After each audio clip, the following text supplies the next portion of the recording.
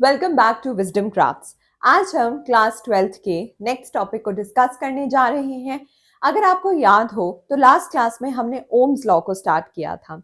Ohm's law का हमने एक बहुत कॉमन जो फॉर्मूला है वो डराइव कर लिया था, that is V is equal to I R, जिसमें हमने रेजिस्टेंस का जो रोल है वो काफी इंपॉर्टेंटली पढ़ा था।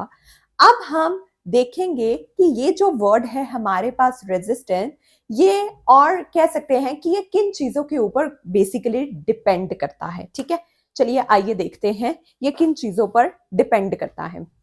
देखो, अगर मैं बात करती हूं अब रेजिस्टेंस की, रेजिस्टेंस हमें पता है हम मेजर कैसे करते हैं। अब हम सबसे पहले डिस्कस करेंगे factors affecting the resistance. Factors affecting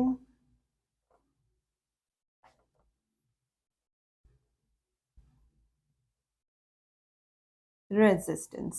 okay, factors affecting resistance. अब देखो, अब जब हम रेजिस्टेंस की बात करते हैं, रेजिस्टेंस एक काइंड का हॉल्ट है, मतलब एक काइंड की आप कह सकते हो कि रिस्ट्रिक्शन है जो करंट के फ्लो में दिखाई जाती है। ठीक है, अब ये जो हमारी रेजिस्टेंस है ये किन किन चीजों पर बेसिकली डिपेंड करती है।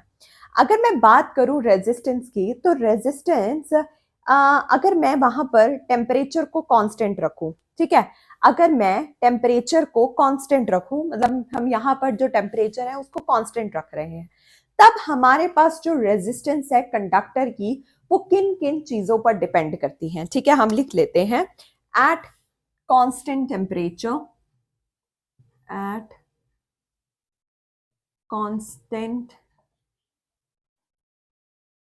Temperature, okay, at constant temperature resistance of the conductor, resistance of the conductor, okay, depends on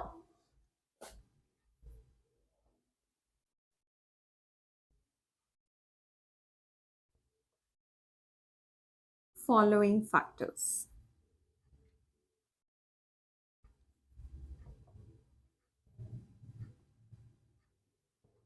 okay, depend on following factor.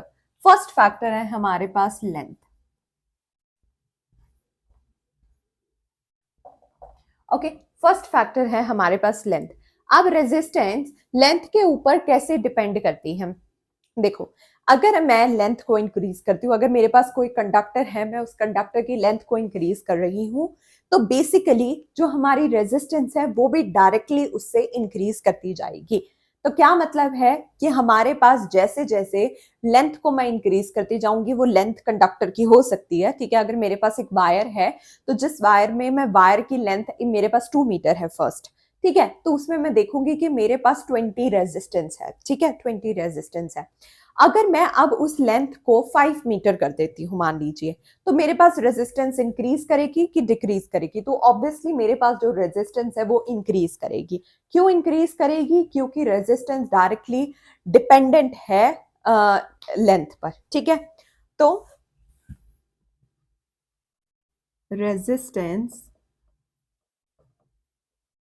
Directly depends on length.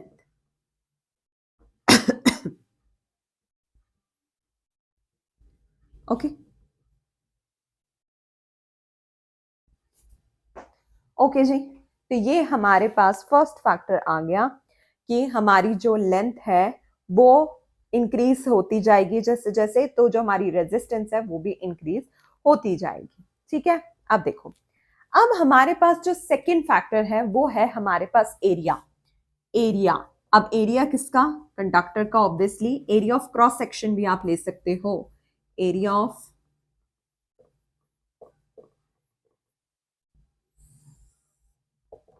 Okay, area of cross section. तो वो कैसे depend होगा? जो हमारा area है वो directly, like sorry not directly, अब वो जो हमारा एरिया है वो इन्वर्सली प्रोपोर्शनल है, किससे इन्वर्सली प्रोपोर्शनल है? उससे, एरिया से। ओके, तो area resistance is inversely proportional. Okay, resistance is inversely proportional to area of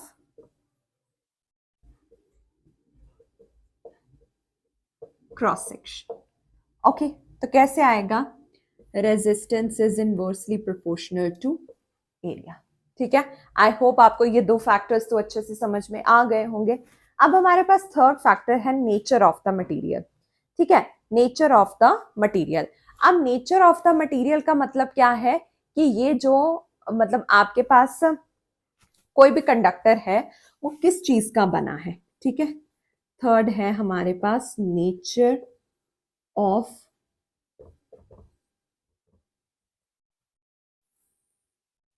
material. Okay, nature of material.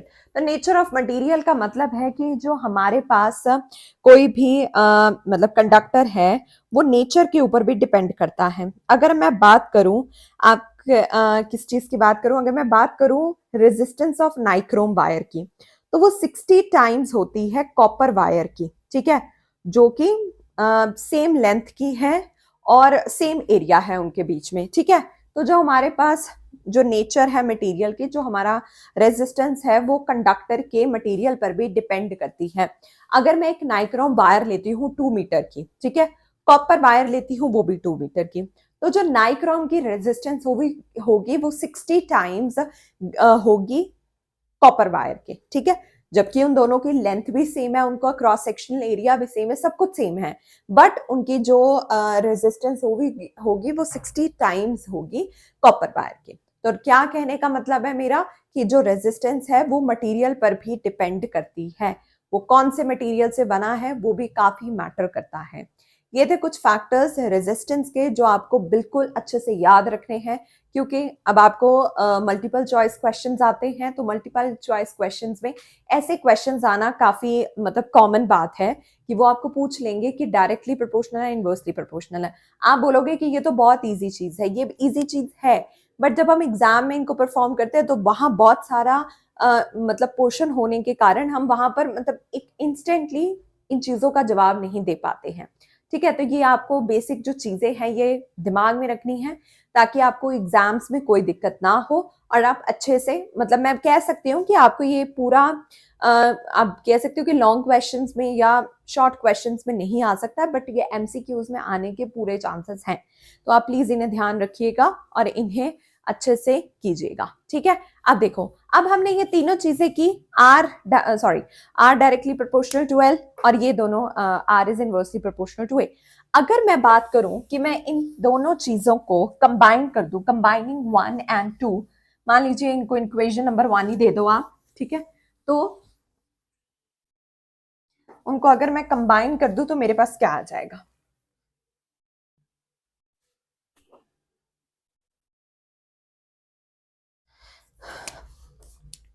अब देखो, कंबाइन कर दो, कंबाइनिंग 1 एंड 2। देखो लेफ्ट हैंड साइड तो ऑब्वियसली इक्वल ही थी, तो R is directly proportional to L over A। But आपको पता है कि फिजिक्स में एक रूल है कि आप प्रोपोर्शनैलिटी साइन हमेशा नहीं चला सकते हो, आपको उसे रिमूव करना पड़ेगा। तो ठीक है, उसे रिमूव कर देते हैं हम उसे रिप्लेस कर देते हैं किससे? ये लगाकर L ओवर A। अब आप पूछेंगे कि ये रो क्या है हमारे पास? ये स्टूडेंट्स हमारे पास रेजिस्टिविटी है।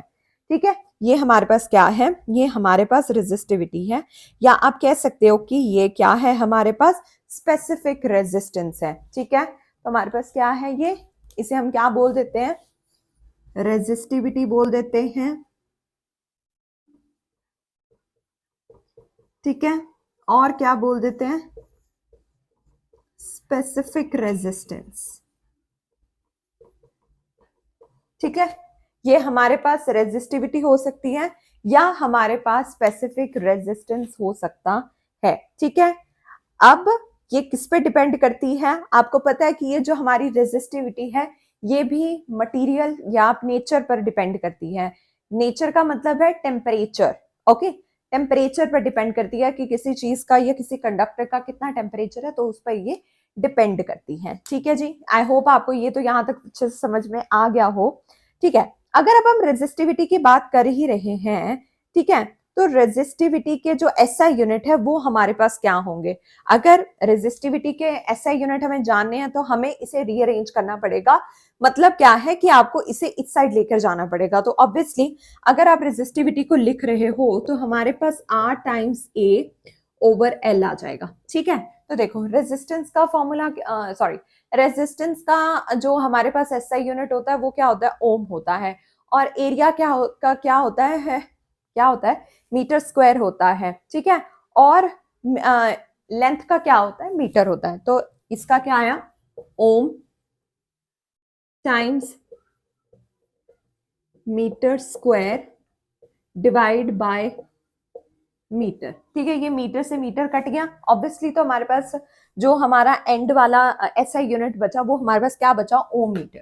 तो हमारे पास क्या आया, रेजिस्टिविटी का जो हमारे पास यूनिट है that is ohm metre. Okay okay, I hope आपको ये ओम्स लॉ, आज हमने ओम्स लॉ को फुली कंप्लीट कर लिया है।